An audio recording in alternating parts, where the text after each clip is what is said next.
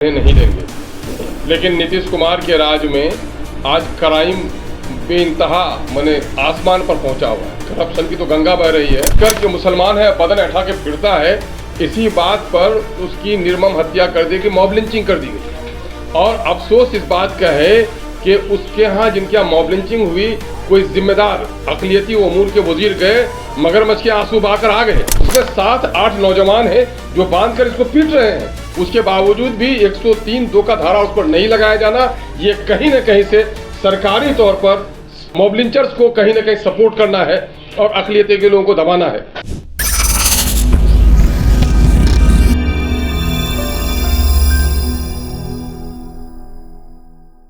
Engineer Aftab Ahmad साहब हैं party के जनरल सेक्रेटरी।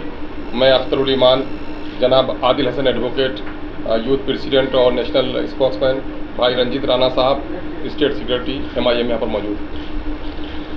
प्रेस के बंधुओं, हमने असल आप लोगों को आज दावत इस बात के लिए दी है कि नीतीश कुमार जी जो आपने वादा किया था कि हम कम्युनलिज्म को, करप्शन को और क्राइम को बढ़ने नहीं देंगे, लेकिन नीतीश कुमार के राज में आज क्राइम बेइंतहा माने आसमान पर पहुंचा हुआ है। करप्शन की तो गंगा बह रही है। अभी हालिया घटना है, इस किस्म की घटनाएं बीजेपी शासित राज्यों में अक़लियतों को डराने और धमकाने के लिए मुसलमानों को और मुसलमानों की गर्दन कटवा कर कहीं न कहीं से कम्युनल वोट को एकजुट करने के लिए बीजेपी के राज्य में होती है। लेकिन अभी की घटना है 3 दिन पहले की, जो अभी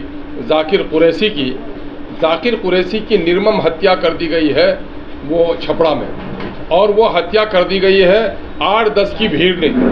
और जो जटीला नौजवान है और ये समझकर कि मुसलमान है बदन उठा के फिरता है, इसी बात पर उसकी निर्मम हत्या कर दी गई, मॉब लिंचिंग कर दी गई।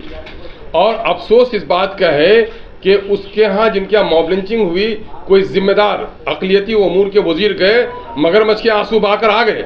लेकिन मैं बिहार सरकार से पूछना चाहता हूँ, जब नया BNS में ये प्रावधान लाया गया है 103(2) लगेगा उस पर, जहाँ 5 आदमी से अधिक अगर किसी को घेर कर मारता है, उसके ज़ात और मजहब या दूसरी शनाख्त की बुनियाद पर उसको मारा जाता है, वो मॉब लिंचिंग के जुमले में आता है।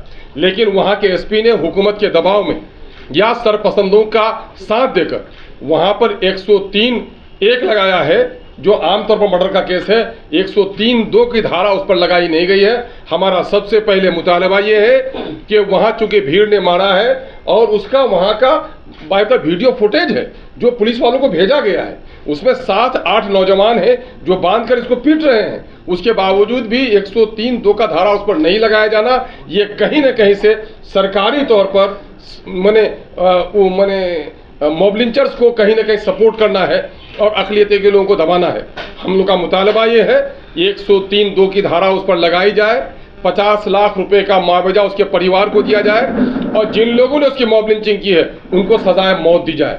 और फौरी तौर पर वहाँ मामला ये है कि वज़ीर आला को जाना चाहिए।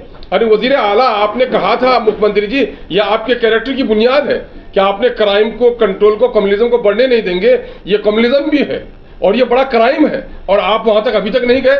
आपका बड़ा पुलिस का ऑफिसर स्टेट लेवल का वहाँ पर कोई नहीं गया, और उल्टे वहाँ के चंद नौजवानों ने गांव मोहल्ले के, उनका नाम पता नहीं, कौन लोगों ने सड़कों पे टायर जला दिया, तो उसकी बुनियाद पर आपने उन लोगों पर मुकदमा करके प्रशासन के लोग, उनको अनुमंडल पदाधिकारी उन लोगों को धमका रहे हैं। ये कहाँ से हो गया कि जिनके घर में कत्ल हुआ उन्हीं को धमकाने का काम कर रहे हैं?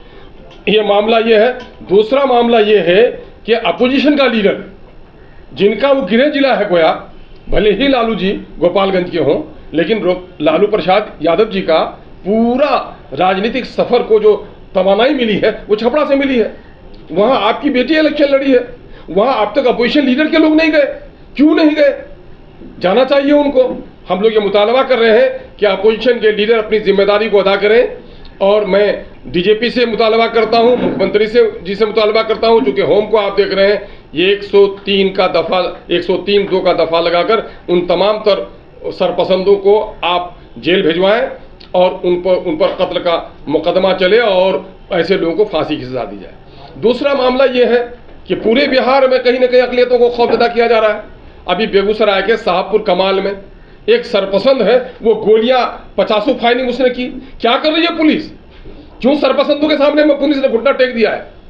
और वहां पर इश्तियाक नाम का एक लड़का जो जख्मी हुआ है और कुछ नहीं, बाग में ठंडे में था, अपनी दबंगई दिखाने के लिए उसने पूरे तौर पर अपने बंदूक को लहराते हुए वो किया है। ऐसे लोगों की गिरफ्तारी होनी चाहिए। ये वाकया बिहार में क्यों हो रहा है? क्या अक़लियतों का जानो माल, इज्जत, आबरू का तहफ़्फ़ुज़ हुकूमत करना चाहती है या नहीं करना चाहती है?